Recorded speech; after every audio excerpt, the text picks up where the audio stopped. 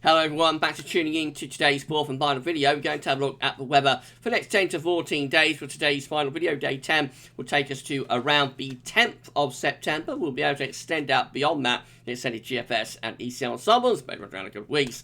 Have a look at CFS V2 at the end of the video for the next 4 weeks, which will take pretty much to the end of September. So this is a proper sort of September look ahead. I shall get on that for you very shortly. Just say about the first video release today was our 7 AM broadcast. We've done a little video, a little extra video, I suppose, for the End of the Road Festival.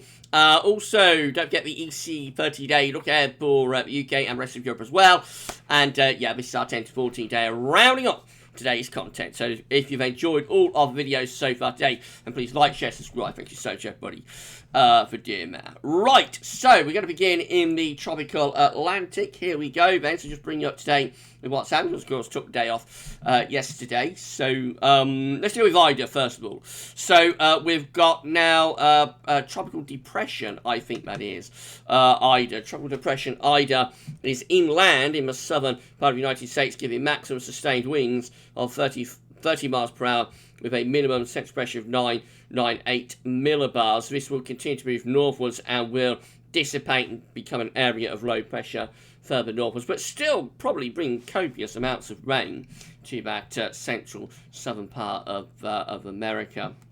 Got tropical storm Kate just here. So Kate is giving maximum sustained winds of 40 miles per hour with a minimum central pressure of 1006 millibars, moving northwards at 5 miles per hour. Clicking on Kate, we can see that this is going to remain as a tropical storm through to Saturday. So current position of tropical storm Kate is just there, and by Saturday Kate is just there. So moving very slowly, this one, not impacting anywhere, any land areas directly at this point, but still in business as a tropical storm up to the weekend. So at some point that might power up. Who's to say what's going to happen beyond Saturday with that, but up to Saturday remaining as a tropical storm and not impacting any land areas, just in the middle of the Atlantic. And then we also have this red X just here. That's our next area of concern, I think. So that one is disturbance 1. It's giving a 90% chance of cyclone in the next 2 days, a 90% chance in the next 5 days. It looks like that is gonna pop into a tropical storm at any moment, really. They're saying a well-defined low-pressure system located over the far eastern tropical Atlantic, a couple of 100 miles southwest of the coast of Guyana. Associated showers and thunderstorms continue to show signs of organisation, and environmental conditions are conducive for additional development of this system. A tropical depression is likely to form during the next day or so, while the low moves westwards to west-northwest at 10-15 miles per hour. It looks like that is our next that's going to be our next system. So it looks like this one is going to go in that sort of direction in the next 5 days. We'll have to keep very close on it. We may start to get something developing in the Caribbean again as well. This yellow area just here. There's nothing there at the moment, but that's potentially disturbance too. And that might develop into a system. They say a broad area of low pressure is forecasted about over the southwestern Caribbean Sea during the next couple of days. Some slow development of this system is possible by the end of the week if the system remains over water. So that will be one to keep a close eye on as well. Let's have a look at the GFS, shall we? So this is the GFS midnight run from tropicaltidbits.com. So just so that you can see where everything is. So that is the decaying Ida that was at one point nearly a Category 5 hurricane. That's Kate just there, and this is the disturbance area just here. And then this area, need to keep an eye on that for some sort of low pressure to develop. Right, let's see how the midnight run for GFS, what it does with these systems. So we run through the next few days, and we can see that Ida develops into an area of low pressure around Newfoundland and moves into the North Atlantic, possibly heading towards the UK and Ireland later on, in a few days' time. Not that much happening around here, but there is like a little area of low pressure, I think, in there. And of course, this is potentially our next tropical storm or hurricane just there. Let's carry on pushing through, see what happens. So yeah, this is Ida just here, and that is moving into our part of the Atlantic, actually, by the 7th of September, helping to break down the ridge of high pressure that's been giving us so much static weather. Meanwhile, again, this is the tropical storm hurricane, our next one, in the middle of the North Atlantic by the early part of next week. That keeps pushing through, eventually gets northwards, and that one also, that never directly impacts land areas either, and that also pushes northwards and becomes, goes post-tropical by Saturday the 11th of September. In the tropics themselves, it doesn't look like there's much happening, although there is another system here just coming out of Africa. So that's one to keep an eye on. Of course, what that does, GFS doesn't do all that much with it up to the end of the GFS midnight run, gets to the 16th of September. There's possibly some sort of feature around there as well over Cuba by that point. So, yeah, a lot to keep an eye on, a lot to focus on. And, of course, where the GFS is moving that hurricane, I think it is a hurricane, it does reach hurricane status. How it handles that, just here at this point, that is a long way off. It's like 216 hours away. So just need to keep a close eye on that one, I would have thought. Right, so that's what your update, everything that's going on in the tropics. Let's have a look at the CET then. Central temperature is currently standing at 16.3. That's an anomaly of half a degree above average provisional to yesterday, to be 30th of August. We're thinking that's going to come out very close to 16, so it's around 15.9 to 16.0, something like that. These are the GFS upper air temperature and precipitation ensembles next couple of weeks. We're at London today. So red line is a 30-year upper air temperature average for London. Starting off above average with the upper air temperature at the moment, of course, we're enveloped in cloud. So unless you've got the sunshine out, which some western areas have, but unless you've got the sunshine out, you don't realise those warm upper air temperatures. They're going to lift up even more over the coming few days. But we have got a cooling trend appearing here now as we go from the first week into the second week of September. Dates on the bottom of the chart, of course. We have got a cooling trend that is in evidence with these upper air temperatures. So by the middle of September, actually, we're back down to average. Quite a lot of scatter in there. So we have still got some warmer ensemble members up here. We've got even cooler ensemble members down there, though, by the way. And just a general cooling trend, though, in evidence, I think, from, like, the very beginning of September through that first half of September. Things cooling down and getting more settled as well. So the next 4 or 5 days going to be relatively dry. But from the weekend onwards, we have got rainfall spikes appearing. And it does look as though as we transition from the first week to second week of September, we could be in for an increasingly unsettled time of it now. With the GFS ensembles actually looking quite wet. Remember, that's London in the southeast, so you can envisage that more western areas will probably be even wetter than that with their ensemble. And yeah, so there's definitely a cooling and cooling trend, and also an increasingly wet trend there, I think, as we go to the first half of September now. Temperature anomalies on the 31st of August to the 8th of September, a little bit warmer than average. Precipitation anomalies from 31st of August to 8th of September, still a little bit on the dry side, especially so for more northern areas.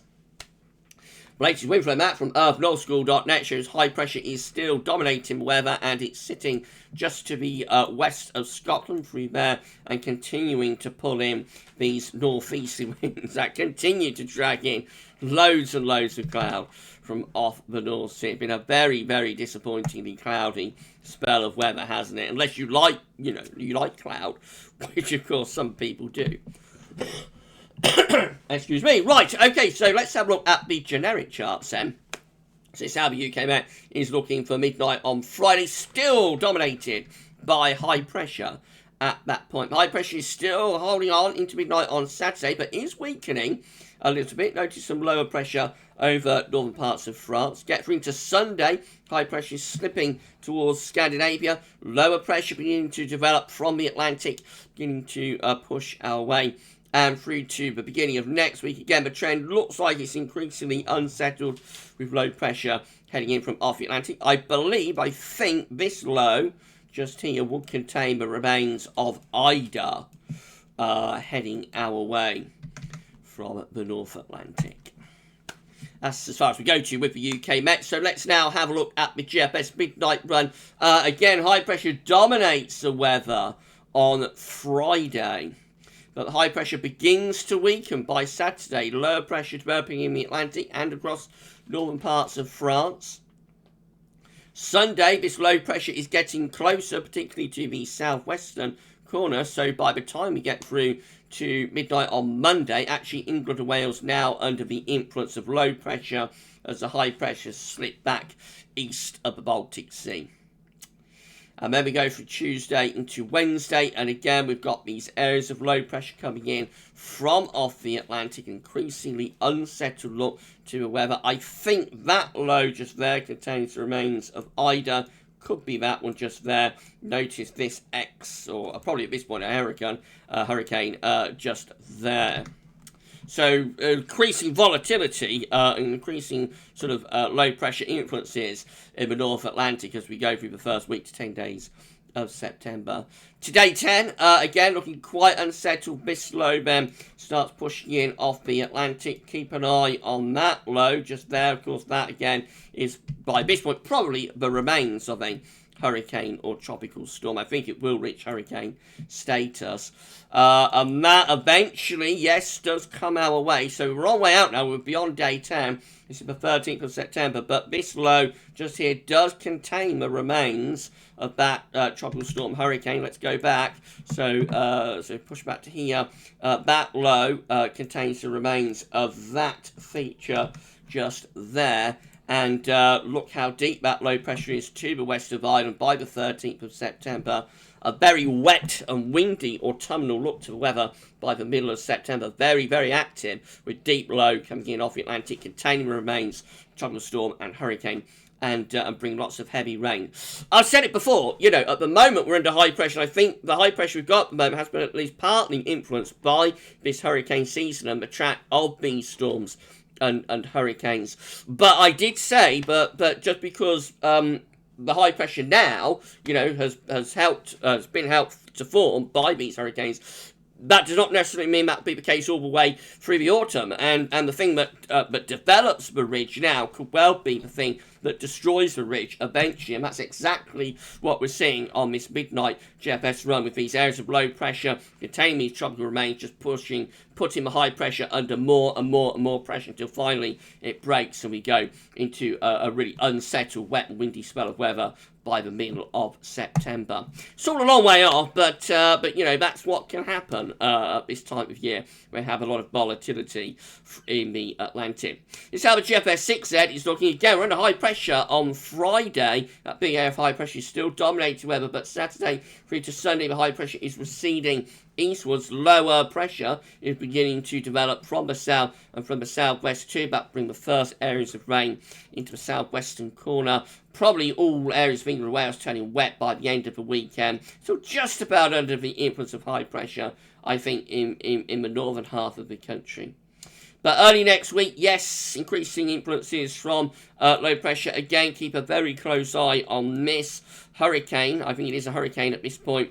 Moving into the northern part of the Atlantic Ocean as we head towards day 10. These areas of low pressure then coming in off the Atlantic. Again, increasingly unsettled look to the weather. That low just there contains the remains of that hurricane that has not yet formed, but will probably do so very shortly. And again, the 6Z just generally looking quite unsettled with low pressure in off the Atlantic, bringing spells of wind and rain by the middle of September. Very significant changes showing up in the GFS model output today. This is Albert GM, so if you enjoyed the video, please can you smash the like button, make sure you sub to the channel. Thank you so much, everybody, for doing that. Drop a comment, let us know what you think about this and all of our videos. This is Albert GM. Looks again, we're under high pressure on Friday. High pressure still there into Saturday, weakening by Sunday. Lower pressure beginning to come in from off the Atlantic, looking quite unsettled for western, southwestern areas by the end of weekend. Maybe still a little bit of influence from the high pressure though in the east and the northeast. Actually, the GM does try to keep the high pressure going through next week. So it's not a done deal, but next week turns very unsettled. The GM in particular is trying to keep that high pressure going to keep us under the influence of the anticyclone next week. And then the ECM looks like that. Once more, we have high pressure that's dominating weather on Friday. Gradually through the weekend, that high pressure is weakening with this low coming in from off the Atlantic. So we're looking quite unsettled by the early part of next week. Low pressure bringing spells of rain in. That's into the middle of next week. I think this low just here would be the one that contains the remains of the Ida. And that becomes quite a deep area of low pressure on Iceland by day 10, which is the 10th of September. All just looking a lot more mobile, isn't it? You know, a lot more going on. We're losing the static weather, we're losing the high pressure, and it is, you know, by day 10 looking like the Atlantic is genuinely starting to get rather more buoyant.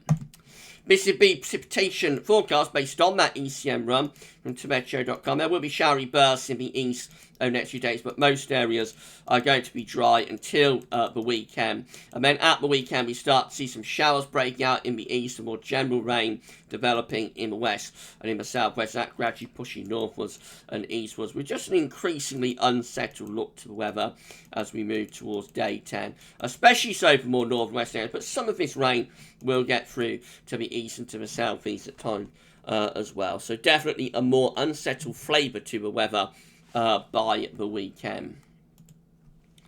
These are the options on the table within the ECM ensembles today for day 10. This is going to get us to the 10th of September from the Icelandic Met Office. 14 members of the ECM ensembles will have low pressure to our west and northwest. The high pressure is slipping away to the east. That's got an increasingly unsettled look to it. Another 14, though, still keep the Scandinavian high going, and so that's going to be mainly dry, actually, and still probably quite warm. 8 to have low pressure around Iceland, and we're bringing in a rather showery northwesterly flow, probably. Another 8 down here with above average heights just to our west. You don't expect quite a bit of dry weather with that. And 7 with low pressure around Iceland and Greenland, high pressure over Scandinavia. Bit of battle going on there, but that looks like it's trying to get more unsettled. But it could be bottoming up quite warm southerly winds ahead of that low. In 2 weeks' time, these are the options that we've got, and they are both unsettled. So, you know, there's a bit of difference about how quickly the breakdown of the high pressure happens. The details about that still to be determined. But by the middle of September, this is the 15th of September, have 26 members of the ECM ensembles with low pressure just to our east. That's going to be unsettled and cool, and we'll be bringing in the wind from a northwesterly direction. And then 25, virtually 50-50, have deep low pressure over top of the country with you know, a lot of wet weather involved in that, obviously, under that deep area of low pressure, actually under a trough there of low pressure. So, bit of, you know, difference about how this happens, how the breakdown happens, but by the middle of September, the ECM ensembles look really unsettled and cool and autumnal. Let's have a look at CFS V2. Remember, we've done these are 500 millibar heights, breaking down into week periods. The first week period takes from the 31st of August, 6th of September. The coming week is still dominated by high pressure, so no change in the week ahead. We're high and dry. All change to week 2. This is the 7th to the 13th of September. High pressure goes to Scandinavia. Low pressure below average heights across Western Europe. Probably still relatively warm, but very much more unsettled, with low pressure being spells of rain, particularly focused on Ireland, England and Wales. Unsettled again for week 3, which is the 14th to 20th of September. Low pressure then to our west-northwest. In comes the Atlantic blow. You know, there's not much more to say about that other than it would be quite wet.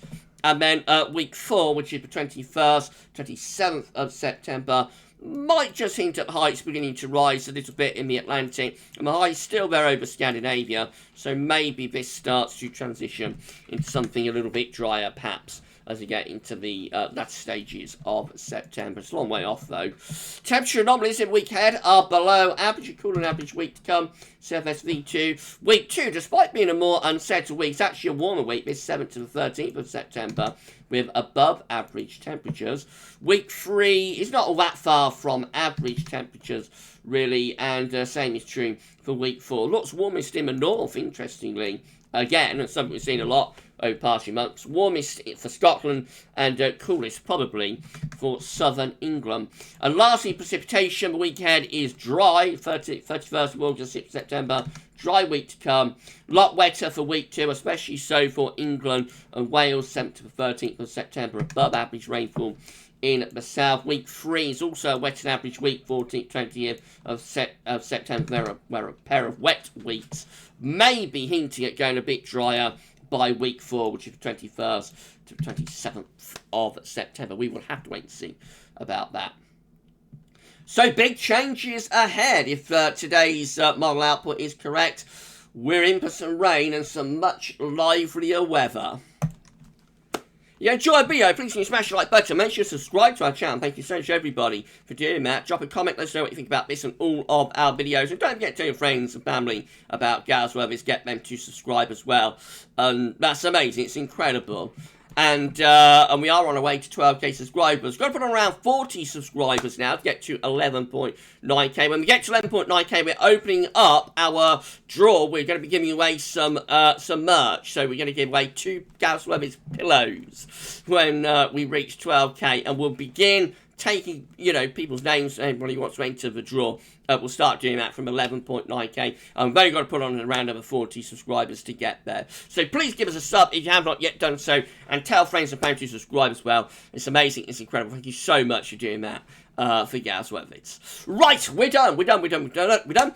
So that's it for today's videos. Tomorrow, we're going to have a USA forecast, of course, as always, on a Wednesday. We'll have a look at what's going on in the United States. And also 10 to 14 day as well, so keep checking back to the channel for all of the content and the updates. But for today's videos, that's all for now, and thanks for watching.